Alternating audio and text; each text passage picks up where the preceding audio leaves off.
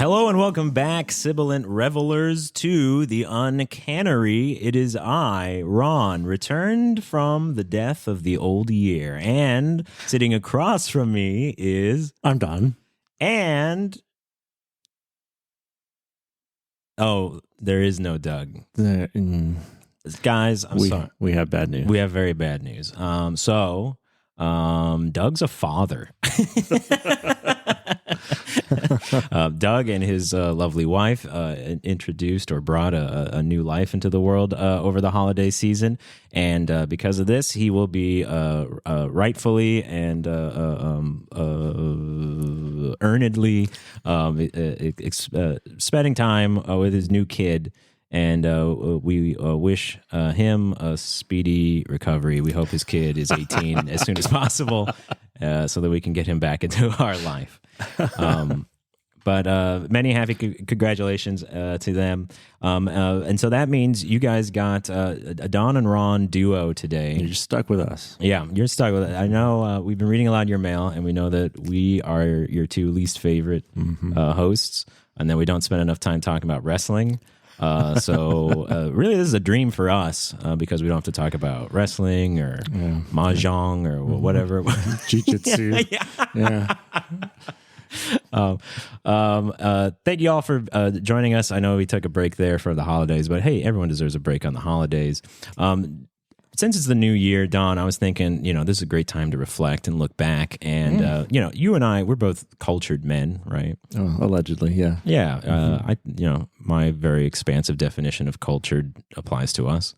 And do you read any good books? I've been thinking I don't read as much as I used to, but I imagine you read more than I do. What was 2024 like in books for you? I wouldn't want it to be a horse race like that. It comes in spurts, and 2024 was less of it was more of a dribble than a spurt. Hey, that's okay. That's fine. There are ways to fix that. I did read a book called The Wives of Henry VIII. I was doing some traveling over the summer and visiting some of those locations, so wanted to get a little bit more in depth there. It's not super interesting though. I mean, it's just history. I mean, it was a good book, but it's just history. There's something about traveling and reading a thing that sort of enhances your experience, right? It provides context for the location, locations you're moving through. That's pretty cool. Yeah. Would you recommend it? To people interested in it was a good version of the Henry VIII story. So yeah, if that's what you're interested in, that would be one that I recommend for sure. I read Song of Solomon. I know this title, but I can't think for the life of me what that book's about right now. Toni Morrison. So it's right. Okay. Yeah. I read it for to help out a friend. I also finished the Last Kingdom series by it's Uhtred by Bernard Cornwell. Yeah, Uhtred. Okay, son of Uhtred. We've seen the series, and Uhtred he's a big man in our house. Yeah, but I've not read them yet. Yeah, so that was my 2024. That's it. It wasn't a year full of literary wealth. Oh, I also read. This one's kind of fun. The Windsor Knot. Oh, so now you can tie a really sick knot. So it's a murder mystery, like an Agatha Christie style murder mystery kind of, but Queen Elizabeth II involves herself in the is she the detective? She is. She involves herself in the solution, and it's a series. There's 2 more books in my Nook library, the Double Windsor, ready to go, that I haven't quite gotten to yet, but that was fun too. So kind of an eclectic set of reading. Yeah, that's pretty good. I think that's a pretty strong list. How about you? What'd you read? So I don't know if I finished a single book, maybe one over the year. My reading habit now has become more read part of a thing and then put it back on the shelf and start a new thing and then hopefully return to that first thing within sampling. 3 years. Like a tasting platter. Yeah, kind of this has sated my interest in the topic now. And if I'm either going to not read anything if I force myself to finish it, or I could just pick up a new thing I'm interested in. But I think the most recent thing, I finished The Silmarillion by J.R.R. Tolkien, which is something I've read many times before, but it's just sort of it's a fun holiday. Around the holidays, I get into like a Tolkien mood, and I'll pick up The Hobbit or something and just sort of leaf through that. I was reading Barbara Tuchman's A Distant Mirror. Have you read this one? I feel like this is so up your alley. I have not. It's like it's a history of mirrors. Not mirrors. It's I want to say the 15th century. When was the Black Plague? 14th. Okay, so it's a history of like the 14th century, from like the Black Plague through to the 100 Years' War, and kind of focusing on like one particular dude. So fun medieval history stuff. Was that dude's name Henry? No, his name is de Chaucy. It's French, man. I don't know. He's like something de Chaucy is his family name, and he's just involved in a lot of the historical events, and he's kind of fun. Yeah, Bob de Chaucy, and then I read like a history of the Mexican Revolution. It was a history year for me, I guess. Really, I think the only novel I finished was Under the Volcano, Malcolm Lowry. It's just about a guy living out in. It's about a drunk Englishman living in Mexico in the 1930s, which is a lot of like Hemingway. Yes, exactly, a lot of literature of that time period. But I was wondering if you'd ever, you're a well-read guy. I'd say you probably have your thumb on most of the classics, right? Or an essential portion of them. Would you say? I would say a portion of them. Yeah, there's so many. It's hard to really. Yeah, sample them all. Of course. But you ever read My Billionaire Triceratops Craves Gay Ass? I haven't. No, that's a new title. Oh, that's weird. That one's pretty. I feel like that one's been pretty influential. Huh. Oh, what about I'm Gay for My Living Billionaire Jet Plane? Nope, I haven't. I'm not. I can't even. That doesn't sound familiar to me. Is that Dickens? No, it's a little more recent than Dickens. These are stories by a man named Chuck Tingle. You ever heard of Chuck Tingle? I've not. Chuck Tingle. Dear listener, if you've ever heard of Chuck Tingle, then you probably know where this episode's going. But I want to talk about an American author named Chuck Tingle today, who in 2016 found himself kind of embroiled in a scandal. Should we suggest to anyone listening that might have young ears nearby that today's topic might be one to skip through today? There will be some nothing explicit, no explicit language or intentionally crude language, but we are talking about an author who specializes in gay erotic fiction. And so probably should have said that before I said Triceratops craves gay ass. Maybe we could go back and we could edit that into the very beginning of the show. We could just pretend that we did it. It'd be fine. But yeah, if you think this might not be a perfect topic for some ears in the room, then yeah, maybe return to this one late at night when you're alone in your room. I want to talk about in 2016. Don, you're probably familiar with the Hugo Awards. You ever heard of the Hugo Awards? That sounds familiar, but remind me what are they awarding? The Hugo Awards are probably, I think they're considered the most prestigious awards show or ceremony for science fiction and fantasy literature. Oh, okay. Predominantly. Science fiction and fantasy media, they'll give awards to films, they'll give awards to comics and journals and things like that. But it's most famous for novels and literature. Ever since 1953, the Hugo Awards have been going on. They go every year, and they're always presented at Worldcon, which is a kind of science fiction and fantasy convention that travels the world.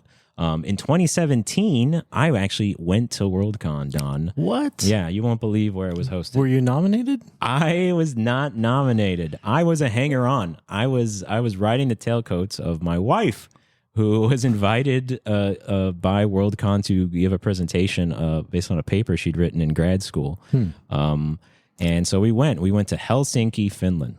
I was going to guess the Space Needle, but... They should have a Space Needle in Helsinki. You ever wanted to go to Finland, Don? You can be honest.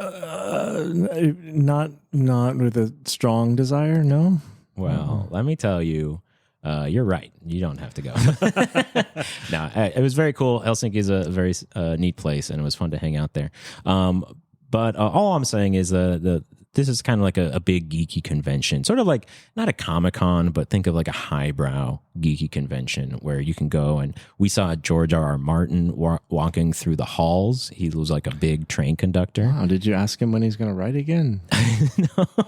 I think at that point, this was 2017, it wasn't yet apparent how dire the situation would become for the fans of that series.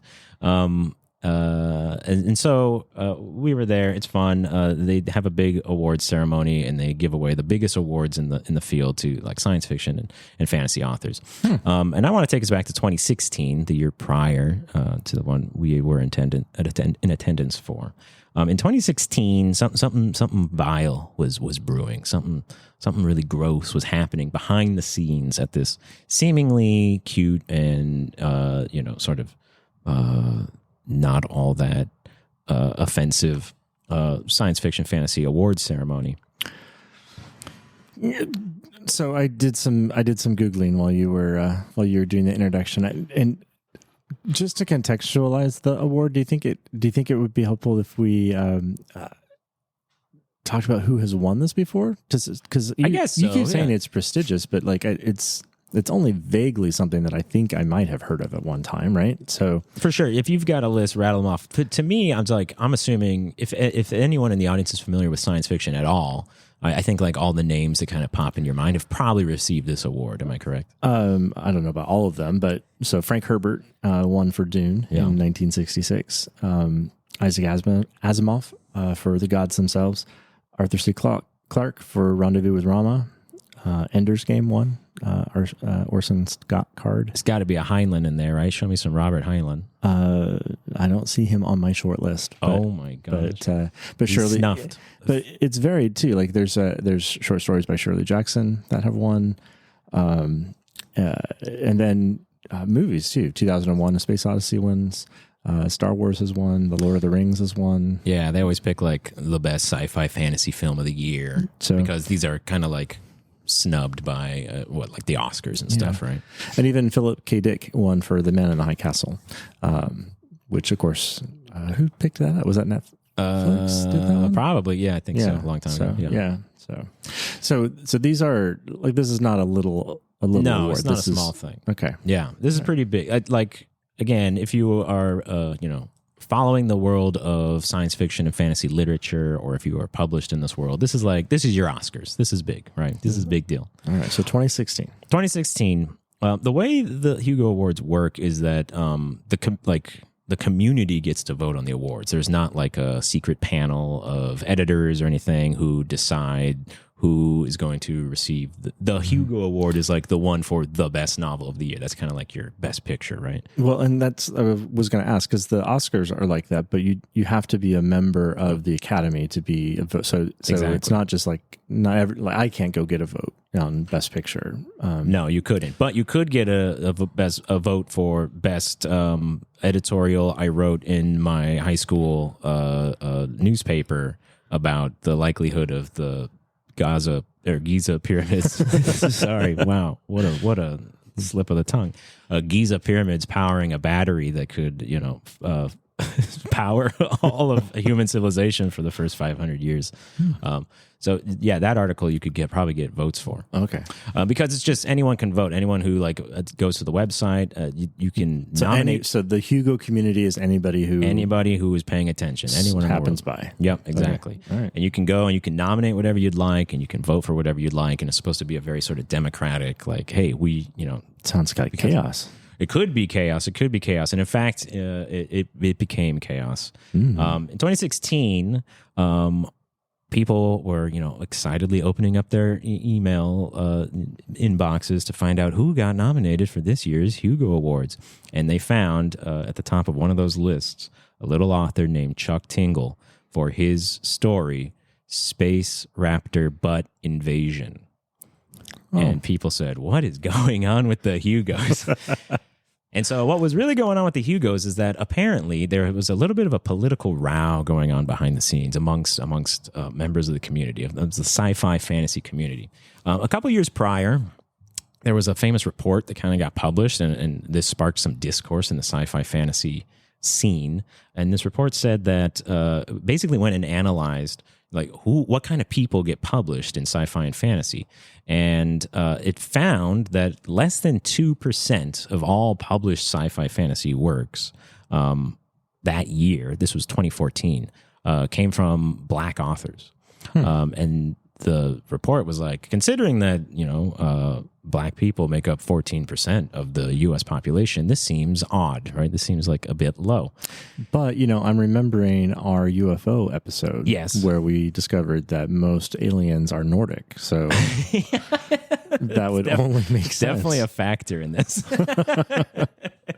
Nordic, gray, or lizard. Yeah. The Nordics have been censoring Black literature for generations. And so, anyways, this sparked a kind of, a mostly peaceful conversation. As I think lots of different places were having similar conversations about diversity in 2014. You remember 2014? Doesn't sound like 30 years ago. It sounds like longer ago than I wish that it did. But yeah. A lot of these kinds of conversations about, hey, is the United States as provide as equal opportunity as it says it does to all of its many populations and people. And this was happening in sci-fi and fantasy. And as a reaction to these conversations, a group of, I guess we could call them knights, really, an order of knights, an order of warriors, named the Sad Puppies, formed. Ooh, that's intimidating. Yeah. Very. The Sad Puppies is a name they gave themselves. Would you believe that? Wow. And the Sad Puppies were a group of sort of reactionary, mostly white, mostly male, sci-fi, fantasy authors who thought that this conversation about diversity was getting a little bit out of hand, that maybe the whole conversation was getting blown out of the water. And they were kind of, the inciting incident for this was the fact that a woman won the Hugo Award in 2014. Anne Leckie wrote a novel, Ancillary Justice, and this was voted the best sci-fi book of the year.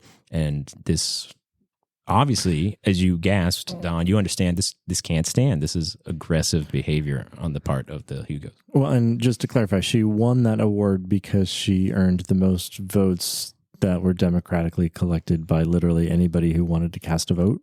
Did she earn them, Don, or were the votes given to her as a sort of token participation prize to encourage a leftist agenda that seeks to supplant good art, culture, and literature by predominantly white male authors in a field that is supposed to belong to white male authors? Well, it's a really interesting and absolutely not provocative question. But even if that were true, everybody's still only getting one vote. So that would be what the movement is deciding to do, right? Like it wouldn't be, there's not a machine behind the vote counting that is saying, oh, well, we're going to like double count some votes that are for the female author because we're trying to make up for a past injustice. The votes were just the votes, right? That's exactly right, Don. That's exactly right. There's no real evidence that anything untoward was Did they use Dominion machines when they were counting the votes? Yeah. Don't worry, they fixed that. They got rid of those real fast. But in order to, you bring up a great point, Don, that like obviously, a vote is a vote, and the system can't really be manipulated. So, following the 2014 Hugo Awards, the Sad Puppies decide to manipulate the voting at the Hugo Awards in order to prove. How can they manipulate? I thought everybody just gets one vote. Well, what if you formed like an online group, right? Maybe a series of blogs, or you went to like a forum or something, and you got a bunch of people together and you gave them a list and you said, hey, you are going to vote for these books, these stories, these items. So colluding. Yes, exactly. Right. So that's what the Sad Puppies began to do. They started publishing a list of, wouldn't you know it, books by white male authors that they were going to nominate for every category. And then once they had all colluded and used their numbers, because again, it is such a scattered kind of voting process. Anyone can vote for it, unless you like have a real impetus behind it. It's or you actually are like the most popular works. It's kind of like you it's open to manipulation. Is I guess what I'm trying to say. So the author you started with, Mr. Tingle, is Mr. Tingle white male? Sci-fi? I mean, I suppose it's sci-fi. You mentioned space in the titles. He loves sci-fi. He is white and he is male. Yes. So the Sad Puppies were just trying to promote one of their own. They're clearly fans of Mr. Tingle's work and wanted him to get the recognition that he clearly deserved for the work that he was producing. Don, I wish it was that simple. In order to explain, we need to. The Sad Puppies weren't the only puppies. The Sad Puppies was a self-named group of like people trying to fight this, warped idea of political correctness in their, favorite literary genre. And it spawned another group who called themselves the Rabid Puppies. Oh. Okay. And the Sad Puppies said, we're the Sad Puppies because we're saddened by the state of sci-fi and fantasy. Okay. And the Rabid Puppies said, we're angry about it and we're going to do something about it. And the Rabid Puppies were kind of like led by this guy named Theodore Beale, who, let me show you how cool this guy is. Okay. All right. His pen name, Vox Day. Pretty cool, right? Wow. That's pretty cool. Oh, you want to know what else is cool? He also online refers to himself as Supreme Dark Lord. Oh, okay. Well, that's sci-fi. That's sci-fi, and I think and they that call is Darth cool. Vader that. I think. Yep. I'm Darth Vader. I write science fiction books.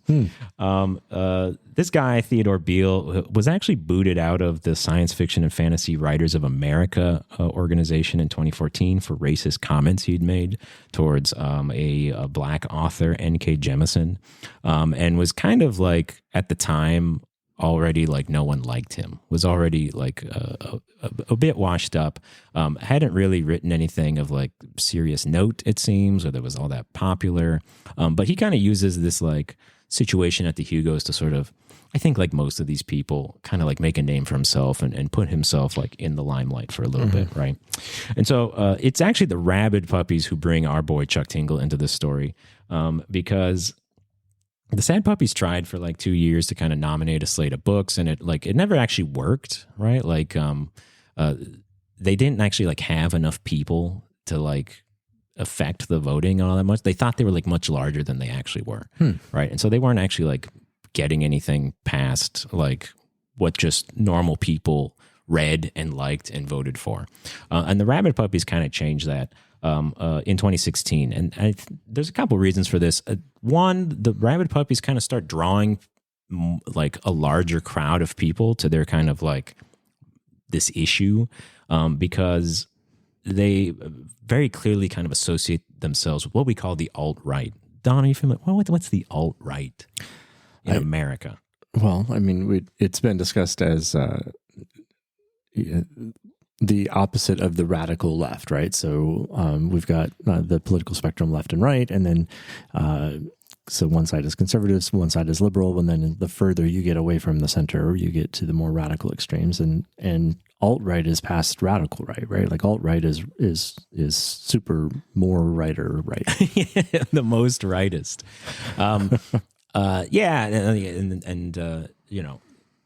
At least here in America, like members of alt-right organizations have been very credibly linked to like neo-Nazi groups and white supremacy groups and fascist groups, just really cool groups. So far right that it's past conservative. It's exactly moving to reactionary, and it's not even beyond. Right. It's not really. It's a philosophy that's not really interested in like traditional conservative political viewpoints. Right. They're almost only concerned with like sort of cultural politics, right? And they're like a key driving force behind the culture wars, right? Is a term probably most everyone has heard by now, right?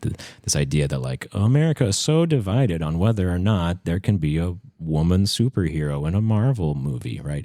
Because they go and review bomb things that they don't like, that typically, center or feature, female actors or characters, or people of color, people of non-traditional or non-binary people. Groups, exactly, right? Like people that they just decide they don't like or that don't represent their ideal vision of America.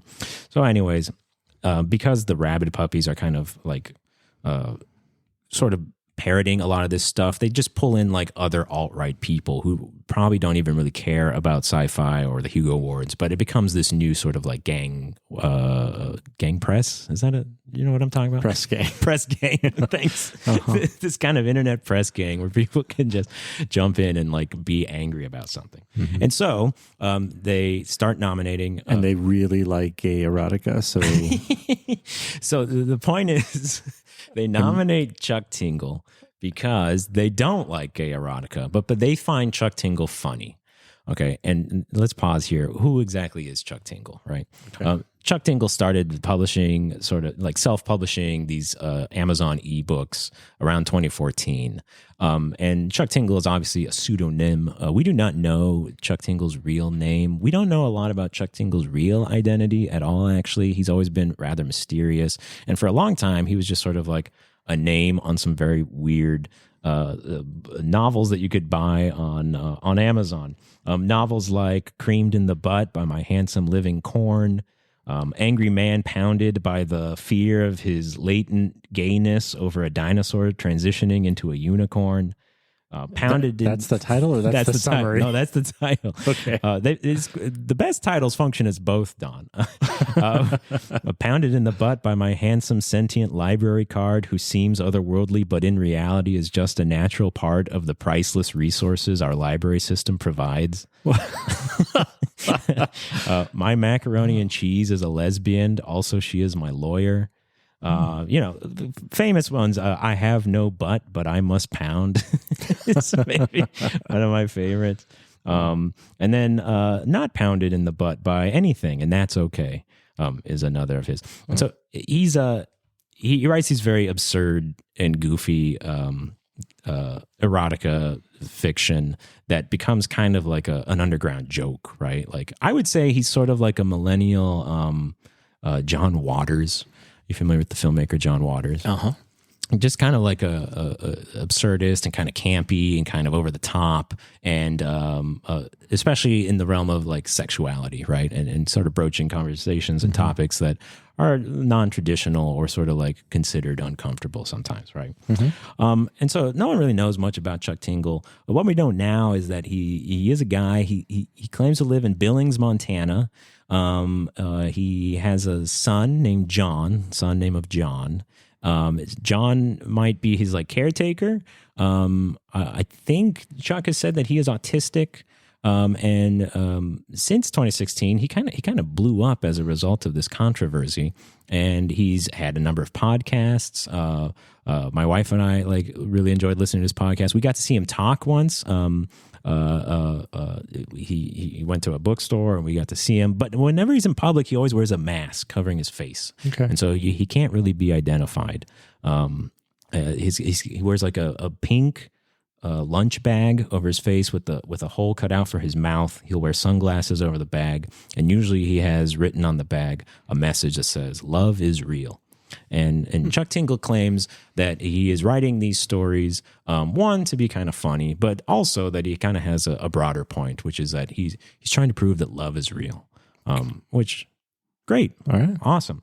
These are not the reasons why the Rabid Puppies nominate him. They nominate him because they think this is funny, and they kind of two reasons here. One, they're trying to nominate authors in categories that will take up the space of other authors, right? If we can get Chuck Tingle in the best short story, category, then that takes one more space away from a woman or a person of color author, right? Okay. And secondly, if we can get Chuck Tingle to win the award, then we will also the Hugos will look like they have egg on their face, right? Like, what happened to the great Hugo Awards that they're nominating and awarding Space Butt Raptor Invasion? So we care so much about the integrity of this award and how it's been disgraced by being awarded to a woman of all things, that we want to completely undermine the legitimacy of the award. Exactly. Like, that's somehow going to fix if whatever we can't imagined. have it, nobody can, Don. Okay. So this is as you're pointing out, it's ridiculous, right? And I see some flaws in the logic. Do you want to point them out, or are they self-evident? And we hold these truths to be self-evident. Yeah. In 2016, Rabid Puppies, try to push a lot of these, and they have the numbers behind this time to kind of get a lot of these nominees into these categories. A lot of the authors who were nominated as part of this political kind of statement or movement by the Puppies, they choose to just bow out. So they're like, okay, I realize I'm a part of this thing. I don't want to be affiliated with. I'm just going to reject my nomination. And then, so they weren't puppies. They were. So yeah, not all the nominees were like puppy people. Oh, okay. In fact, like very few of the puppies are actually authors themselves. They're really just sort of like online crybabies and weirdos, right? Mm-hmm. Beale himself was an author and an editor, and he did try to get a lot of his work on these lists, and frequently he did manage to make it through the nomination process, and he was a potential award winner. And we'll get back to him in a second, though. Tingle didn't drop his nomination, but instead, what he did was he wrote a news story about the whole situation, which is called "Slammed in the Butt by My Hugo Award Nomination." And here's a short passage from that. Can I read that? Oh yeah, please. Okay, all right. From Chuck Tingle's "Slammed in the Butt" by my Hugo Award nomination. Wait, I tell the prestigious nomination. Let me be the one who takes care of you tonight. I want to show my thanks for this incredible, handsome award. I look up at him and suddenly find myself overwhelmed by love and attraction to this awesome nomination. Sure, he's penetrating deep within my throat, but he's also penetrating my heart.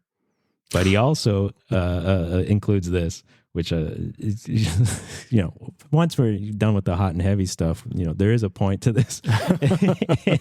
and Tingle writes, there's lots of bucks out there who think the soul of books is just inside books.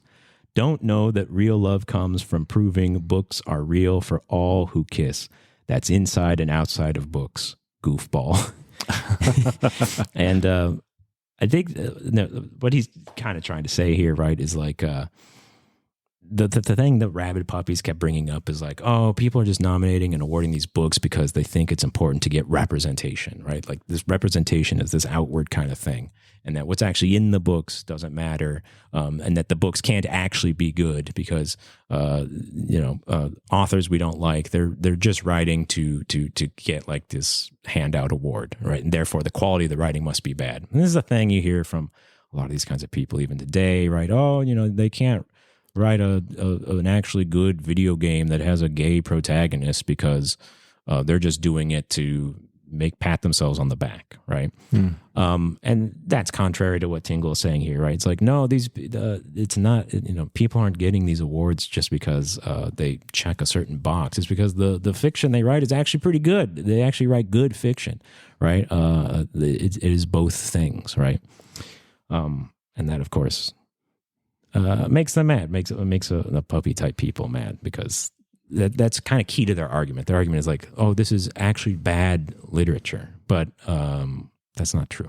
It's an excuse they make in order so they don't have to call themselves racist or misogynistic or something, right? Mm-hmm.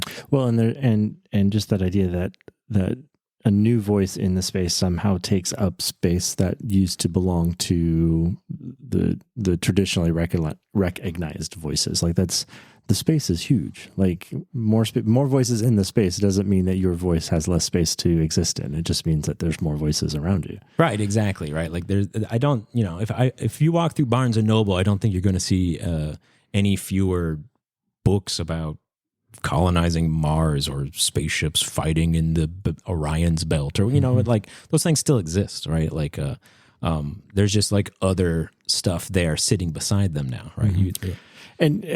And this is an unusual genre for me to be talking about. I don't read science fiction much, ever. I used to read more of it than I do now. I do really like science fiction. I haven't read some in a while. But of all the books that I have read, like even the ones we were talking about earlier, I don't normally research the authors. And, No, yeah. And even when, I've been buying books online now and I read them on my e-reader rather than so I don't even get the picture on the back of the book. Mm-hmm. So it never occurs to me to even think about what race an author is that I'm reading. Like it has no effect on the way that I read a story. No, I agree. Like, I don't think I've ever chosen a book because of the author. I mean, you develop your favorite authors and you're like, oh, I'll read anything they put out, right? That always happens. But I mean, yeah, you look at a book, you read the synopsis, like, oh, that's sick. Right. And then you say, I wonder if they're gay. And then you put it back. Right. No, that's what that's what I understand about what the puppies are concerned with is judge the book based on the book. Why are we judging the book based on who the author is or was? And that's so when Anne Leckie, is that her name, won the 2014 Hugo, like I imagine the people that voted for it read it, right? Like they didn't just vote on it. So is it, I guess my question is it the concern of the puppies that those votes were cast not because someone read the book and thought it was quality work, but just because was she the only woman nominated? So we were just feeling sorry for the woman and giving her the consolation prize. That's what they thought. I don't. I mean, I know you're not one, so you can't. Yes, I'm not asking you to. I'm trying. I'm really trying to put myself in their shoes here, Don. But I don't know the specifics about like that Hugo, like the 2014 Hugo, and if there were other nominees and stuff like that. I do have like I managed to get like in their own words, kind of. There was a statement that the puppies put out. In their own words, they said they were accusing the Hugo Awards of, quote, giving awards on the basis of political correctness and favoring authors and artists who aren't straight, white, and male. So again, it's this idea of unfairness, right? And this is also like really interesting to me because I think this is just like a really good flashpoint for, something we're seeing in America, we've seen for the last decade, I guess, really now. Is this every time a conversation arises about, hey, there might be some serious inequalities worth looking at in American society, culture, film, whatever, right? Suddenly the group of people who are not the marginalized people suddenly have to rise up and defend. Wait. No, it's actually fine. It's not that big a deal. And I don't super know where that comes from. And they use these very like as you've been pointing out, Don, very thin arguments, right, about sort of purity and fairness to kind of like argue their point. And I think it's just sort of like, particularly when we're talking about like a certain group of people who have like sort of been in power, whether they perceived that power or not, or been privileged in some way.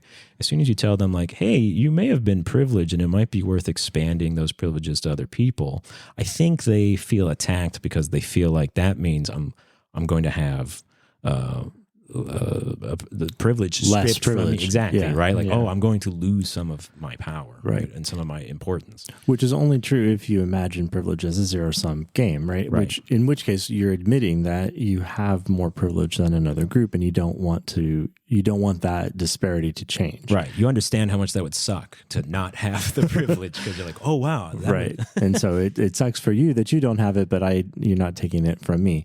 But I think that's part of the frustration that I feel in the last decade or plus that, decade plus that has been super in the forefront of the media discussion and the ongoing discussion in America. But obviously it goes back way farther than that. Yes.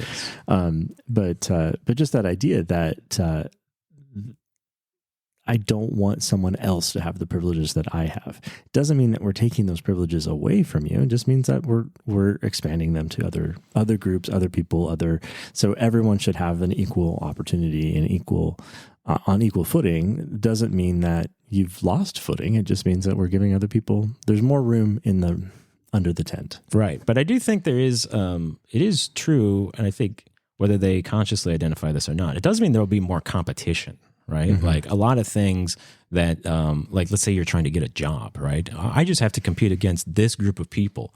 And if I suddenly now, open this job up to 3 other classes of people, whoa, now I got to be even better than I already thought I was, right? Right. And so there is a sort of like selfish motivation, I think, there. And I think that's part of the sad puppy thing, which is wait, by token of being white and male, I was way more likely to get this award for my work.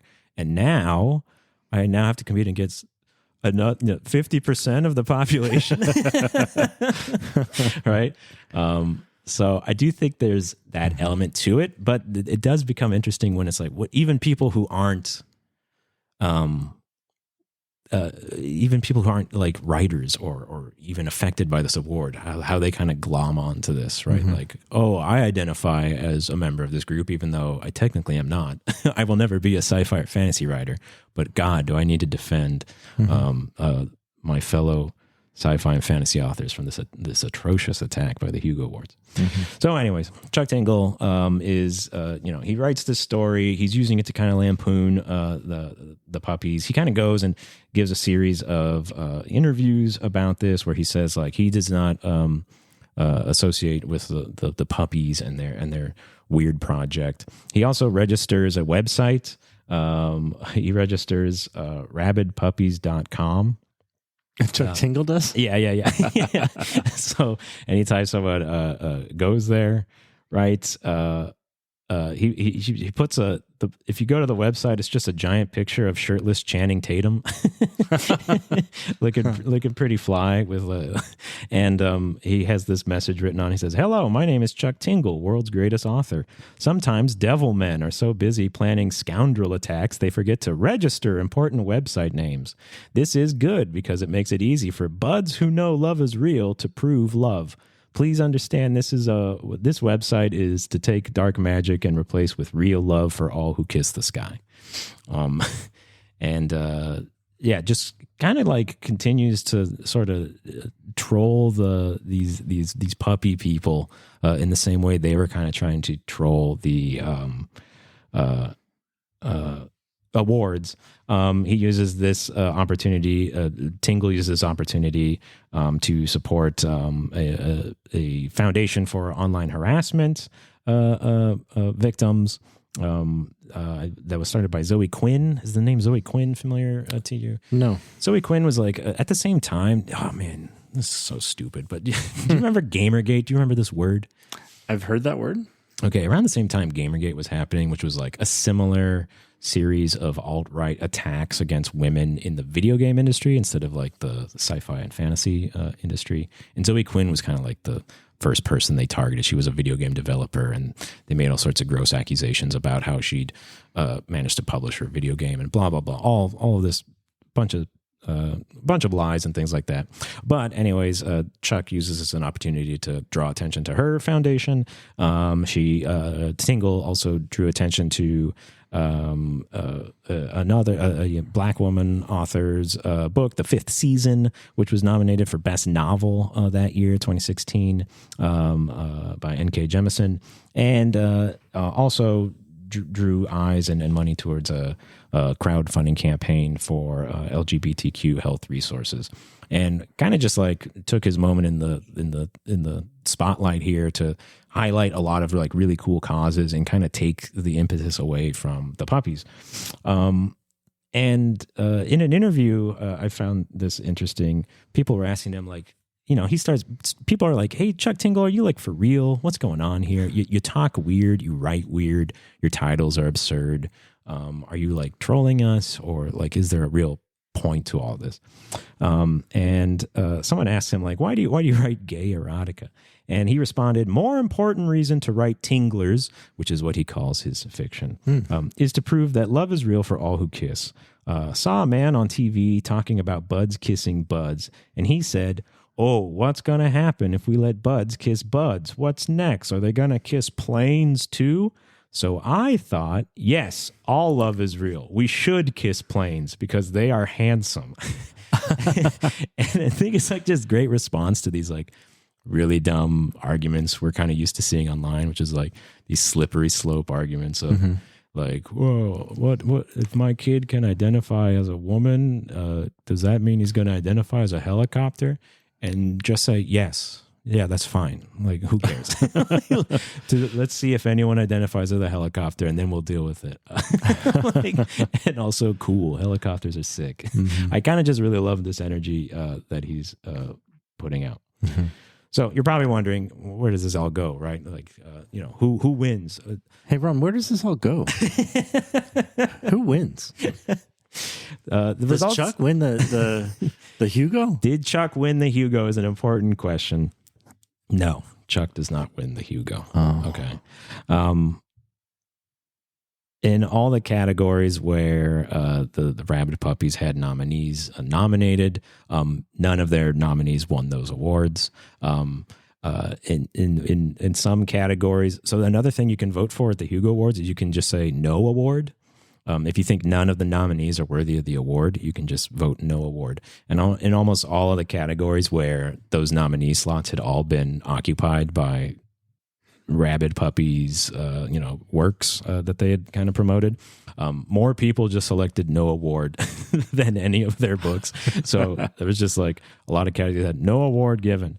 N.K. Jemisin for her book, The Fifth Season, did win the Hugo that year. So they were not triumphant in stifling the award of the Hugo to a Black woman author. Vox Day, the very cool dweeb in charge of these puppies, he had nominated himself Best Editor, and he had lost to a woman, Sheila Gibbert, and he had also nominated himself for Best Related Work because he had written a essay called SJWs Always Lie, and more people said no award given to that category than him. So he didn't win anything. None of their nominees won anything. And all was right and well. And Chuck did not win his award. Instead, he was beat out by a Black female author also. So all was well and right. In 2017, the year that we attended, apparently, I wasn't aware at the time, but apparently the Rabid Puppies were still there, and they were trying their games again, and they tried nominating another weird erotic author who may have been made up, may have been a plant by one of them, and to the same result. None of it. Like a ficus? Yes, yeah. A racist ficus was nominated. That sounds like something Chuck Tingle would turn into. Yeah. A tingler. Yes, exactly.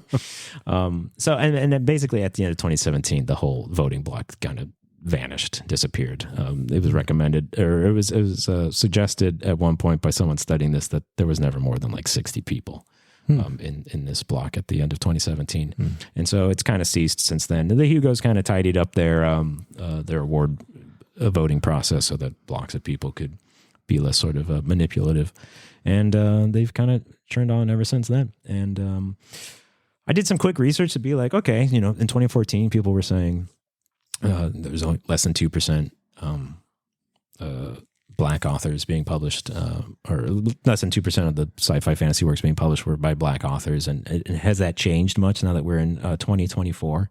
And it has actually. That number has gone up fairly significantly, especially much more. Many more women are being published than ever before in science fiction and fantasy. I looked at some numbers, and in 2020 was the most recent I could find, but it was like more than 50% of the fantasy books being published were by women. About 47% of the science fiction books being published were by women. And this has like led to a kind of a blooming of like sort of new genres within the genre. Like Afrofuturism has been a really big kind of new genre, micro genre within science fiction ever since then, kind of spurred by things like Black Panther movie and stuff like that. And so it's, in some ways, things are definitely looking up, at least in the sci-fi fantasy world. The data point that I don't think we have access to and can never have, but what I wonder about is how much sci-fi was being written by female authors or by marginalized groups before, right? To reach that 2% in 2014, was it because they weren't producing it? Which that's a cycle too, because if there are no authors published, then it doesn't become something that community is aware of, and then they don't produce, and then it looks like it's that they're outsiders to a group that should be inclusive. Right. It's the argument for why it's important to have inclusive and representation. Yeah, absolutely. And it's odd to me that science fiction of all places would be the spot this would happen, because in my short lifetime, science fiction has been the place where we've been able to experiment with the futurism of civil rights. Even going back to we talked about Enemy Mine. And even Star Trek, right? Yes, of course. Star Trek is famous for its involvement with the civil rights movement and the first interracial kiss on TV, and promoting the diversity of cultures and everyone getting along, and even the cast on the Enterprise was multicultural on purpose in order to demonstrate a future where those cultural divisions were not as starkly held. And I think it even predates that too. Like I haven't read it for years and years, but The Time Machine by H.G. Wells, right? The Morlocks live under the ground, and they're the lower class humanoid, but then what were the other people called? Elohim. So again, science fiction was able to imagine the future, and the future always was a place where we could have worked through these problems or have experimented with options to coming through these problems. And just like fantasy stories are a place to play around with reality in a way that you can't play with in the real world, like District 9 even. Yes. Right. It's a place where you can say, well, what if we did it this way? How would things work out differently? And right. Oftentimes it's a way of like packaging important messages or observations to people who would sort of like not naturally bring themselves into contact with that kind of media. Right. So like a lot of people will like, oh, this book's about a gay romance, right? I'm not gay, so I guess I shouldn't read it, right? But if it's a gay romance between a man and a sentient head of broccoli, right? Like, oh, that just sounds funny. And then you read it, and then now you've gleaned something outside of your own lived experience, right? And you have access to whatever meaning is included there, right? Yeah. But then what gets fun is, Wolfgang Iser, right? That whatever meaning you take from the book is actually a meaning that the reader has vivified from the text. So it's not something that the author is responsible for, but it's the reader. It's Stanley Fish too, of course. The reader response. So then that's going to weird them out, because then, oh my gosh, the sentient head of broccoli made me feel things, but those feelings were coming from inside me. Yeah. So you just remind me real quick. We are recording this in January of 2025, and did you see Nosferatu over the break? I haven't seen it yet, no. Okay, we've seen it twice now. I love it, but every time I've seen it, there has been at least one couple, a pair of people that have left somewhere halfway through the film, and it touches on some themes of female sexuality that I think makes some American audience members maybe uncomfortable. But it's been fascinating to watch. What are the things people are pulling from the text that is when they decide this is not for me, or I do not like what I'm pulling from this text.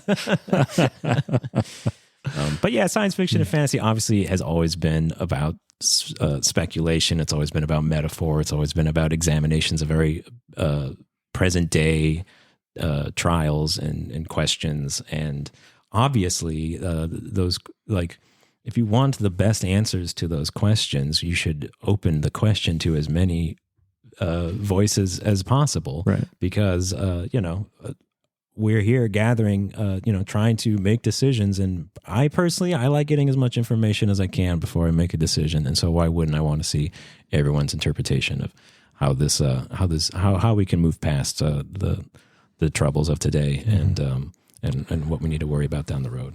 Well, and since, as you brought up, there's an association with some of these people and more the far right, alt-right, right? There's always a nostalgia for, that's not how it used to be. And I don't like the change that I'm seeing in the world that I see because it was better before, but obviously it usually means better for me. Yeah. But those things in the past were never static either. Yeah. And the things that people imagine are traditions, and we can't change that because that's the tradition of how we do it in this country or how we do it in my family or whatever. Like those traditions are not much more than a generation old. Yes, exactly. We didn't always have turkey on Thanksgiving. We didn't always have Thanksgiving. Yeah. It's only been a little time. So the fluidity of tradition is something that could be embraced rather than resisted. And then these things should be easier. But other thing that I'm really impressed with the story that you've told us so far is the way that Chuck Tingle reclaimed that narrative and how he, rather than just rejecting it and fighting it, he used it. He found a way to very cleverly use it for a platform to continue the message that he was sending in the first place, and kind of co-opt it into. So kudos to him for being able to do that. That's a clever and skillful move. Yeah, Chuck Tingle's kind of a hero in our household, and I think there's something about him that kind of draws us to him. Is just his sincerity about everything, right? Like I said, we saw him talk. He's since moved on from. I mean, I think he still publishes his Tingles, but he's also received real publishing deals. He's actually working through. He's moved on to horror now. He publishes like young adult horror novels that are pretty sick, actually. We were when we saw him, he was on the press tour for his novel Camp Damascus. And he's just like a really cool guy. He liked my metal t-shirt. He likes Death Heaven, the band. So he's got good taste in black metal and stuff. So, so that's cool. But he's just like, it's nice to see a public figure who just sort of like bold-facedly is saying like, hey, it's perfectly fine to just like, that love is real. And that sounds stupid to say, but it does seem like a weirdly like a political statement nowadays. It's just fine for anyone to kind of live their life however they want without harming anyone else. And whether or not that seems odd to you doesn't really matter. It's perfectly okay. Like there's lots of things. It doesn't affect me. Yeah, I see a lot of odd things. I see people in with some very weird stickers on the back of their truck, and I'm all the power to them, right? Like that's how I feel. There are people who, watch TV shows that I think, why the hell would you watch that? But all the power to them. I'm glad it's out there. Why would you watch, Young Sheldon? I'm not sure, but if you are, congrats, right? I'm glad you have something to make you laugh at the end of the day, and I think we could all be a little bit more like that, right? We can all. If it doesn't affect me, you can have an opinion about it, but you're welcome to keep it to yourself. Yes, exactly. Right? If it if what someone is doing is not directly affecting you, then let them have their decision, their love, Love is real, Don. Love is real. And this podcast is real and will continue to be real. And we love all our cannibals. Uncannibals. Cannibals and uncannibals alike. You're all welcome here in this tent. Thank you guys for tuning in with us today. And we'll see you next time on The Uncannery.